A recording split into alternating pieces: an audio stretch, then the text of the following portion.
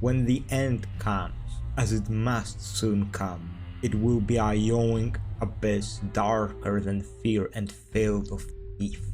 It will come to swallow hope. It will come to swallow sin. It will, and the only escape is the path. It is the path. Faith. It's an important part of humanity. Some may disagree, but what's not needed by us is discarded. It shapes people, their morals. It shapes whole civilizations. It is a way of life, a path to walk, shield and sword. Faith is not only religious, although religion is what we think of when it's spoken about faith. We can have faith in a person. We can have faith in for what we hope, a better day tomorrow. That Madoka Magica movie is gonna come out finally. It ain't happening. Faith that the next patch of Starsector will come out soon. Yet we have faith, this hope that what's unknown to us isn't evil, that it's good, or that someone will save us. If it is. It is unknown what kind of faith the domain of man followed. Surely many there were, as the domain was a vast empire. It is unknown what was the stance of the domain if it came to religion as a whole, but I feel the domain allowed religion to be. It's a useful tool for those without faith. Faith can give hope, purpose, can be a tool to control, strengthen and more. Hello, I'm the Steel Merchant and today I will talk about Ludic Church faction, or all the Ludic factions. Ludic Church was founded from many smaller sects, which came to a compromise and together founded the Ludic Church. As the creators of Starsector said, the idea for Ludic Church was, I quote, "In extremely broad terms, the Ludic faith is a bit like early Christianity. A more conservative and hierarchical church structure is forming, the Church of Galactic Redemption. Though its doctrine still has many conflicts to be resolved, the church has a militaristic arm, the Knights of Lud, which, from a certain point of view, is at odds with the Prophet Lud's generally anti-militaristic message, but it's terrifically practical. Militant extremist elements exist outside of control of the church hierarchy, and their values do not mesh well with contemporary sector society, such as it is, to put it lightly. Ludic Church is a religion based on Abrahamic religions with elements of Luddite movement, a movement which fought against industrial revolution, or rather the replacements of humans by machines. Ludic Church is a Luddite movement. They are extreme if it comes to technology, only using low-tech ships. Although they construct ships, they do not have nanoforges, showing how conservative the church is with its doctrine. Ships they have only exist and are used thanks to more progressive parts of the church, which shows us that there are many factions within the church itself, and that's understandable. The church, after all, began as a confederation of many Ludic sects, thus surely remain, although over 200 years must have changed them.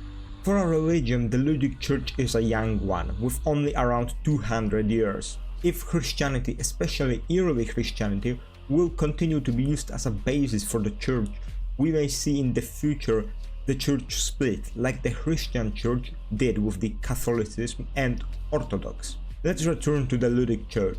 The formation of the Ludic Church and Ludic faiths before it were inspired by the martyrdom of a person known as Lud. I quote, "Inspired by the martyrdom of a figure known as Lud during the fall of the domain, the Church of Galactic Redemption is a hierarchical church with highly syncretic dogma formed from a core of Abrahamic texts and Apocrypha, along with domain-era reaction against perceived corruption, depravity, hedonism, and transhuman abomination.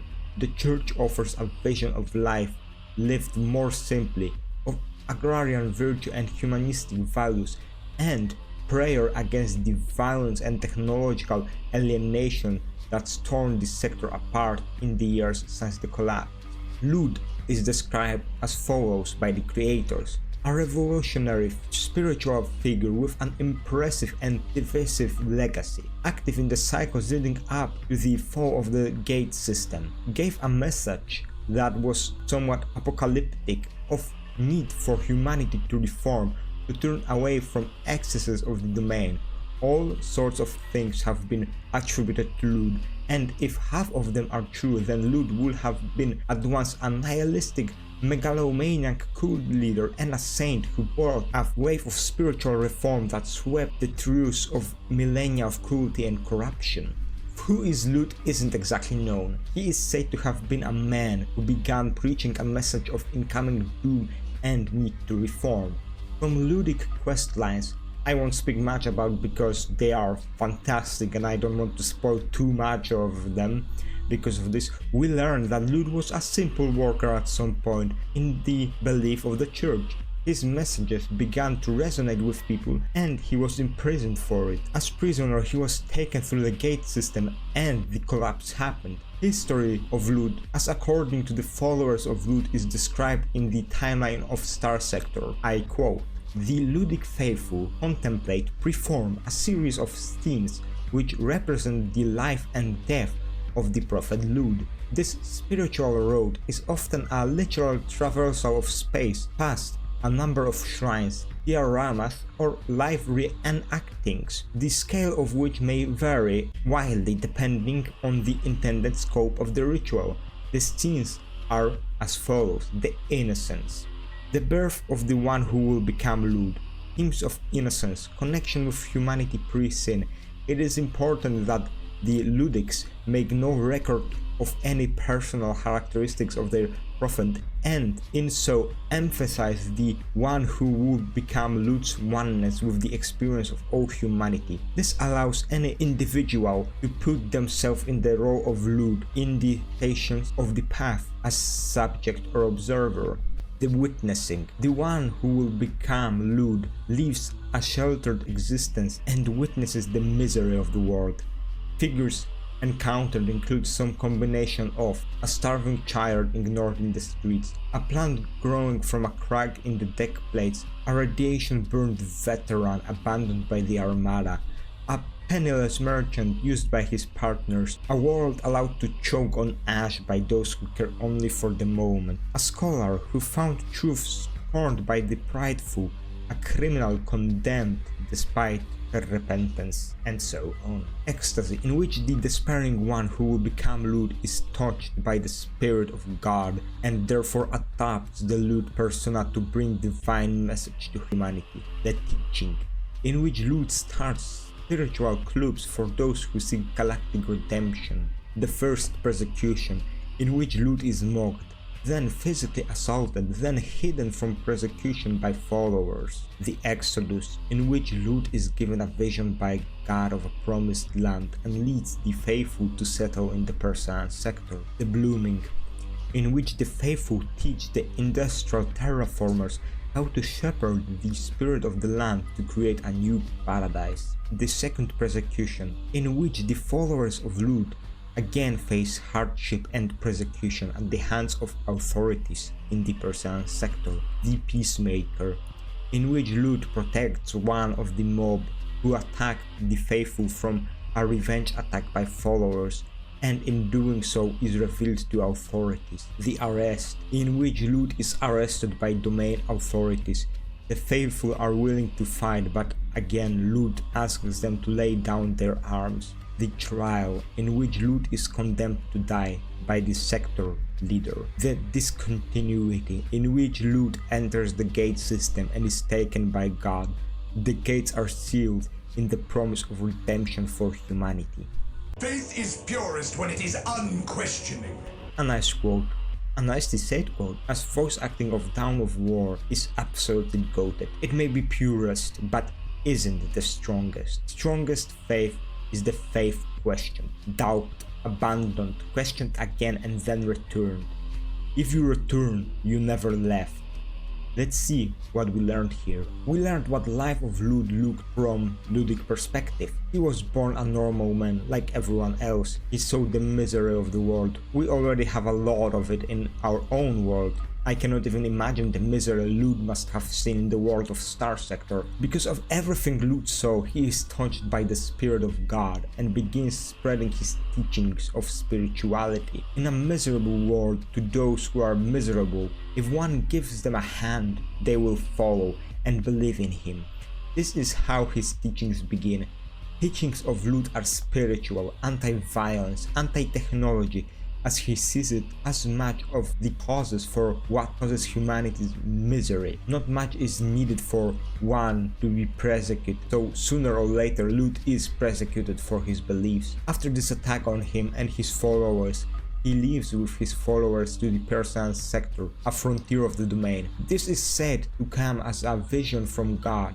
On the frontier, there will be less persecution. This also tells us that Lud arrived in the Persian sector from another place and wasn't born in the sector. In the Persian sector, the teachings of Lud prosper. His church grows. If it grows quickly or slowly, we do not know. From this writing, we also learn Luddites help with terraforming of planets, showing how to shepherd the land without need for unnecessary technology. Cults of Lud must have reached a great size, as in only 8 years after the collapse, the church is formed. Seeing rise in Luddite power, they are persecuted. Lud's followers, now with enough power to fight back, attack the persecutors. Lud stops them and is taken away.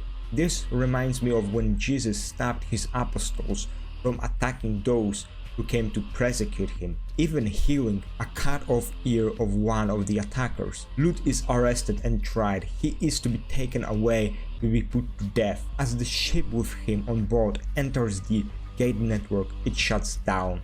For his followers, a clear sign his work is done. Lud's willingness to, instead of fight, move somewhere else, and to protect even those who attack him instead of fighting them, shows us Lud was a pacifist, or at least anti-violence. His goal was also to ease the suffering of the world, not add to it. Therefore, actions like the taking of Gilead from Erdani Utopia and the existence of the Ludic Knights and path is a direct opposition to his teachings. Of course, taking of Gilead could be seen as a peaceful takeover, as Ludic population is great. With time, it only grew as people were converted. AI wars also surely helped the church to spread, as their warnings against technology were shown to be very much correct. AI wars also showed Ludic Knights were needed to fight against forces of Moloch in form of AI fleets, surely not to be used against humans. There are 2 Ludic factions and 1 sub-faction, which a modification can make into a separate faction. Ludic Church, Knights and Path. The Ludic Church is the main Ludic faction. It controls 4 planets fully. However, other planets from other factions have a Ludic majority. Here, Mazalt is an example. This, alongside Ludic shrines, shows how widespread Ludic faith is. This shows that Ludic influence is much bigger than the territory controlled by the faction itself. Ludics have a lot of soft power.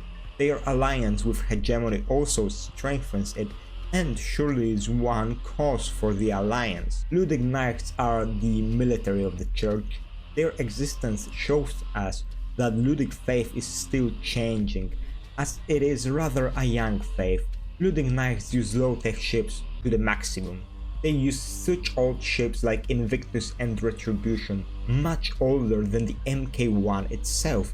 Even usage of these ships is thanks to the progressive faction of the church. Because of the crew their fleets need, we can see just how large the population of the faithful is. Don't be fooled by the low tech of Ludic ships. Sheer amount of them, their brutal simple power and faith pushing them forward together make the Ludic Knights a formidable opponent.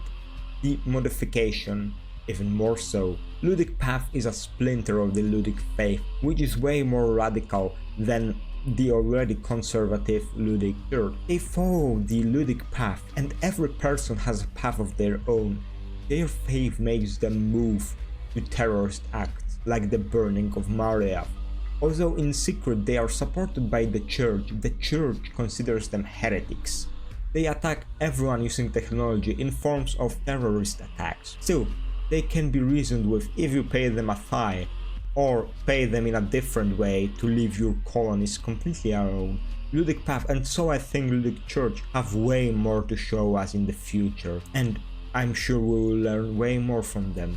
Descriptions of the shrouded dwellers are Ludic scripture passages, like the beginning of this video. This means they have an idea of the dwellers. How much exactly the higher ups know is unknown, but that's true for all factions. Still, the knowledge the church has, I am very interested in. After all, as we have seen, they aren't wrong. Forces that can be described as forces of Moloch exist, but not in the form of AI fleets. And if the forces of Moloch aren't AI fleets, then what's really going on? From here on now, this video will be filled with speculation. Many players, me included, believe that Lud's Omega, the power which AIs worship. This of course at first doesn't make sense. AI are main enemies of the church after all, but bear with me, those who have ears, listen. As I read the lore of the Ludic church and thought about it, I don't believe Lud's Omega anymore, however, he still could be. Now I believe that the god who spoke to Lud is Omega. It, with its vast knowledge, planned everything for Lud. I think Omega guided Lud to this sector for a reason. Tritaion put a lot of resources into the sector. I think the corporation was encouraged to do so by the machinations of Omega. It knew they would create great AI fleets. I speculated that during the second AI war, Omega took control over the corporation fully, in form of the agent Alpha Core Artemisia Sun. This way, shady corporation of Tritaion is under its control. To AI, Omega is a god AI. They worship it and wait for it. Why would it then create a faith in conflict with its AI powers? Because it knew such conflict was inevitable anyway. 14th Battle Group was going to come into the sector. They were going to enforce domain laws anyway. By having control over the church, it takes possible power away from the 14th Battle Group and all other factions which may form. It also creates something for humans to believe in, giving them hope and strength. What works for AI doesn't work for humans, and the other way around. In time, when the end comes, as it surely will, Omega will have all powers on its side. I'm sure even greatest of enemies will come together against a common one. Ludic fleets together with AIs against the dwellers. Old power of the domain against its old enemy. The hegemony versus the threat, alongside the domain new power, the personal league and its midline ships, and the diktat fleets. All of them powered by newly researched weapons from Tritaion. All of sector combined together to fight against a common enemy. All of them walk different, but leading to the same place, path.